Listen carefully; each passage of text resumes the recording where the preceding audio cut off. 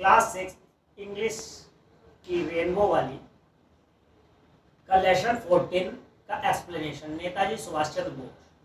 और अगर आप हमारे वीडियो को पहली बार देख रहे हैं तो हमारे चैनल को सब्सक्राइब करना बिल्कुल ना भूलें और बेल आइकन को भी दबा दें, जिससे कि आपको हमारे वीडियोस की रेगुलर अपडेट्स मिलती रहे। तो अब हम शुरू करते हैं। Netaji Subhash Chandra Bose, lesson 14, class 6, English, rainbow of primary school. Subhash Chandra Bose was a great freedom fighter. He was also known as Netaji. He was born on 23rd January 1897 in a Hindu family in Cuttack, Odisha. Subhash Chandra Bose एक महान स्वतंत्रता सेनानी थे, उनको नेताजी भी कहते हैं और उनका जन्म 23 जनवरी 1897 को हिंदू फैमिली में, एक हिंदू परिवार में उड़ीसा के कटक नामक जगह पर हुआ था।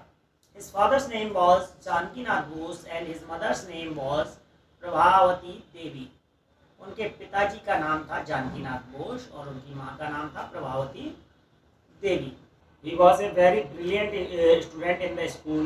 He completed his schooling from Cuttack matriculation from Calcutta, now Kolkata, and BA from the University of Calcutta in 1980. वो अपने विद्यालय में, स्कूल में बहुत ही होनहार और मेधावी छात्र थे। उन्होंने अपनी स्कूल की पढ़ाई कटक से ही हाई स्कूल तक की पूरी की, जो कलकत्ता में पढ़ता है या अब कोलकाता बोला जाता है। उसके बाद बीए उन्होंने कलकत्ता यूनिवर्सिटी से की 1918 में उनकी बीए कंप्लीट हो गई। Later his father sent him to England to appear in the Indian civil services ICS examination. अच्छा, उस समय हमारे देश में ब्रिटिश गवर्नमेंट थी, अंग्रेजों का शासन था, अंग्रेजों की सरकार थी, इसलिए इंडियन सिविल सर्विसेज का एग्जामिनेशन इंग्लैंड से ही हुआ करता था। तो इनके फादर ने इन्हें इंग्लैंड भेजा और वहाँ से इन्होंने इंडियन सिविल सर्विसेज का एग्ज़ाम पास किया और पास करके ये वापस लौटे। He passed and joined the service but soon ही resigned from the Indian civil services and return to India to participate in the freedom movement.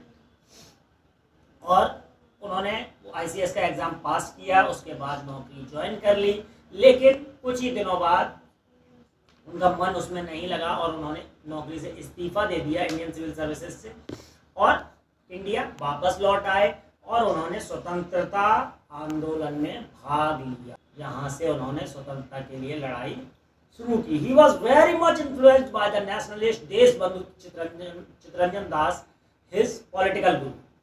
वो देशबंधु चित्तरंजन दास जो उनके राजनीतिक गुरु थे, उनसे बहुत ज़्यादा प्रभावित हुए थे नेताजी सुभाष चंद्र बोस और उनकी राष्ट्रवादी नीतियों से काफ़ी प्रभावित हुए और उन्होंने उनके साथ स्ट्रगल शुरू किया। He motivated the people to join the freedom struggle.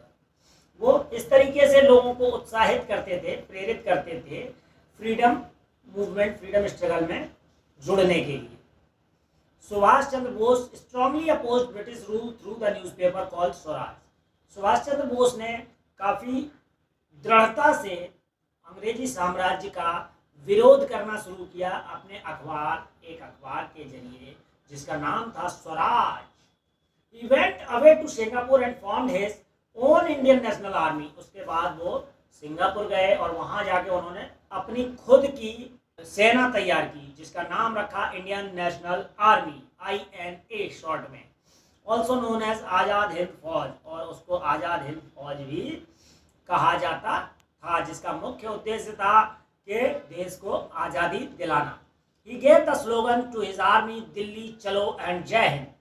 उन्होंने अपनी आर्मी को यानी सेना को एक नारा दिया, दिल्ली चलो यानी दिल्ली पर जाके कब्जा करो और जय हिंद, हमारा हिंदुस्तान हमेशा जय हो हिंदुस्तान की। He inspired his army through his great words. उन्होंने अपनी आर्मी को, सेना को बहुत प्रेरित किया अपने शब्दों के जरिए। गिव मी, किस शब्दों के जरिए, किन शब्दों के जरिए कोई जानता है? नहीं। Give me blood and I will give you freedom. तुम मुझे खून दो, मैं तुम्हें आज़ादी दूंगा। क्या दो? तुम मुझे खून दो और मैं तुम्हें आज़ादी दूंगा। इन शब्दों के जरिए उन्होंने अपनी सेना को बहुत प्रेरित किया to make his motherland free from the British rule of the British, जिसके जरिए वो सेना पूरी मिल के अपनी मातृभूमि को, अपने देश को अंग्रेजों की गुलामी से, अंग्रेजों की अधिकार से आज़ाद करा सके। It is believed that Netaji died in plane crash in Taiwan in 1945 और ऐसा माना जाता है कि नेताजी की मृत्यु एक हवाई जहाज दुर्घटनाग्रस्त होने से ताइवान में 1945 में हुई थी। But the mystery of his death is still unsolved. लेकिन कुछ लोग ये भी कहते हैं कि नेताजी उस प्लेन में थे ही नहीं और वो मरे नहीं हैं, इसलिए उनकी मृत्यु की गुत्थी आज तक अनसुलझी है। Netaji will always be alive within the heart of every Indian as an everlasting inspiration. और हमारा दृढ़ विश्वास है कि नेताजी हर भारतवासी के दिल में, जब तक ये भारत रहेगा तब तक अपनी एक अविस्मरणीय छवि बनाकर हर एक के दिल में हमेशा जीवंत रहेंगे और कोई भी भारतवासी उनके बलिदान को कभी भी भूल नहीं पाएगा। और इसी के साथ ये लेसन आपका ख़त्म होता है। हमारा वीडियो अगर आपको अच्छा लगा हो तो इसे अपने दोस्त मित्रों और रिश्तेदारों में शेयर करना बिल्कुल ना भूलें। Thank you, have a nice day.